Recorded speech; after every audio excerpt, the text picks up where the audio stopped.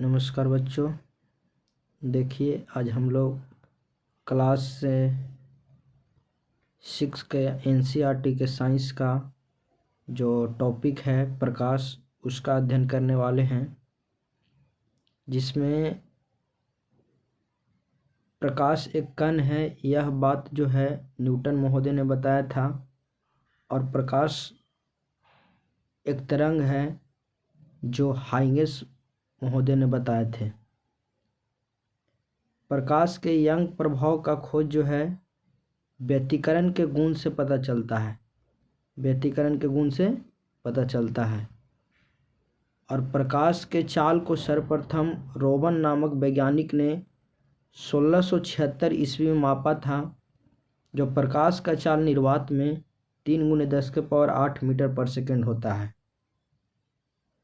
प्रकाश के कणिका का model Newton महोदय ने दिया था। और प्रकाश के क्वांटम सिद्धांत मैक्स प्लांक ने दिया था। प्रकाश एक प्रकार के अनुप्रस्थ तरंग है। प्रकाश जो है सीधी रेखा में गमन करती है। ये सारी बातें प्रकाश से रिलेटेड है। आगे हम आएंगे तो दीप्त वस्तु किसे कहते हैं। दीप्त वस्तु तो दीप्त वस्तु जिसमें जो खुद प्रकाश उत्पन्न करता है उसको दीप्त वस्तु कहते हैं। जैसे सूर्य, बल्ब, तारा, ये खुद प्रकाश उत्पन्न करते हैं, उसको दीप्त वस्तु कहते हैं। अदीप्त वस्तु किसको कहते हैं?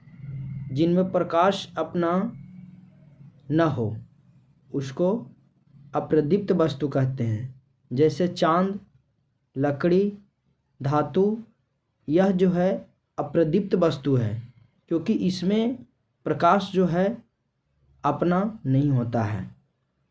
स्फुरति किसको कहते हैं? तो प्रकाश पड़ने के बाद कुछ समय के बाद चमकना शुरू हो जाता है, उसको स्फुरति कहते हैं। जैसे में है घड़ी की सुई।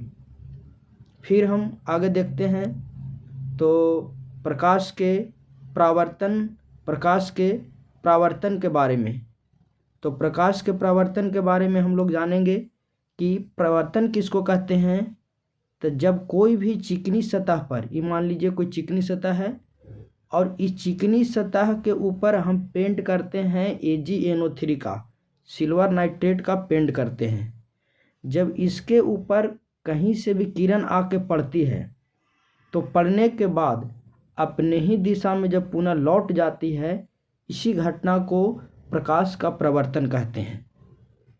फिर यहाँ समझिए कि ये आने वाले जो किरण है इसको हम आपतित किरण कहते हैं। इसको कौन किरण कहते हैं? आपतित किरण। और ये जो जाने वाली किरण है टकराकर, इसको हम परावर्तित किरण कहते हैं। और ये जिस बिंदु पर मिल रहा है इसको हम आपतन बिंदु कहते हैं। कौन बिंदु कहते हैं? आपतन बिंदु। और इसके बीच में एक लंब होता है जिसको हम अभिलंब के रूप में जानते हैं। तो हम देखिए अब एनसीईआरटी में क्या लिखा हुआ है कि प्रकाश एक अपारदर्शक वस्तु से टकराकर अपने ही दिशा में लौटना परावर्तन कहलाता है। परावर्तन के लिए प्रकाश का स्रोत होना आवश्यक है। जब तक प्रकाश नहीं रहेगा तो प्रकाश का प्रवर्तन नहीं होगा। ध्वनि का भी प्रवर्तन होता है, तो ध्वनि रहेगा तो ध्वनि का प्रवर्तन होगा, और प्रकाश है तो प्रकाश का प्रवर्तन होगा। नेक्स्ट आगे है कि प्रकाश के कारण कोई वस्तु दिखाई पड़ता है। मतलब हम कोई भी वस्तु को जब देख पाते हैं तो जब तक प्रकाश के किरण में परावर्तन की घटना नहीं होगा तब तक हम नहीं देख पाएंगे। क्योंकि जब परावर्तन की घटना होती है तो टकराने के बाद हमारी आंखों पर जाती है, तब हमें दिखाई पड़ता है कि हम कौन से वस्तु है या कहाँ वस्तु है, तभी हम कोई वस्तु को पहचान पाते हैं। फिर नेक्स्ट है आगे लाइन कि चिकनी सतह पर नियमित एवं खुरदरी सतह पर अनियमित परिवर्तन। मतलब जो परावर्तक सतह है वो चिकनी रहेगा तो उस पर नियमित परिवर्तन होगा, और जो खुरदरी सतह है उस पर नियमित परिवर्तन नहीं होगा। फिर है प्रकाश के प्रवर्तन के लिए हम दर्पण का प्रयोग करते हैं। दर्पण और लेंस में एक ही फर्क है कि परावर्तन के लिए हम दर्पण का प्रयोग करते हैं और अपवर्तन के लिए हम लेंस का प्रयोग करते हैं। आप लोग को यहाँ तक समझ में आ रहा होगा। अब आगे की हम देखते हैं, तो आगे है छाया के बारे में। आगे जो है इसमें छाया, तो छाया किसको कहते हैं? तो जब कोई भी अपारदर्शी वस्तु पर, अपारदर्शी मतलब जिस पे हम प्रकाश आर पार नहीं करेगा, उस पे जब प्रकाश की किरण टकराती है तो टकराने के बाद उसका छाया का निर्माण होता है। तो छाया के लिए अपारदर्शी वस्तु होना चाहिए। छाया केवल पर्दे पर ही दिखाई पड़ता है। कहाँ दिखाई पड़ता है? पर्दे पर दिखाई पड़ता है।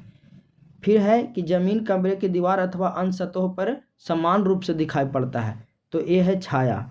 अब इसमें हम जो आगे है, जो क्लास 9 का जो आपको आगे दिया गया है, कुछ महत्वपूर्ण तथ्य है, जिसमें है कि समय बदलने के साथ साथ वस्तु की छाया का आकार और आकृति दोनों बदल जाता है। पानी, कुछ प्लास्टिक, चमकीला वस्तु, सभी दर्पण समान एक ही होते हैं। फिर इसका हम आगे हम इसका ऑब्जेक्टिव लगा लेंगे, जो क्लास 6 का एनसीईआरटी का जो है प्रकाश के लाइट चैप्टर का। तो इसमें 2 गो एनसीईआरटी का ऑब्जेक्टिव दिया हुआ है, जिसमें है कि छाया का निर्माण तब होती है जब प्रकाश के पथ में निम्न वस्तु आती है। तो कौन वस्तु आएगा जब छाया का निर्माण होगा? अपारदर्शी वस्तु।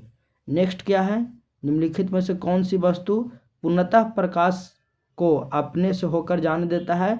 तो उसको क्या कहते हैं? उसको हम पारदर्शी वस्तु कहते हैं। तो आप लोग को क्लास 9 का इतना ही था, क्लास 6 का इतना ही लाइट चैप्टर का था। हम आगे नेक्स्ट वीडियो में मिलेंगे और उसमें फिर आपको जिस प्रकार से आगे का लेवल बढ़ते जाएगा 7, 8, 9, 10, तो प्रकाश के चैप्टर का भी लेवल आगे बढ़ेगा। आपको समझ में आ गया होगा। बहुत बहुत धन्यवाद।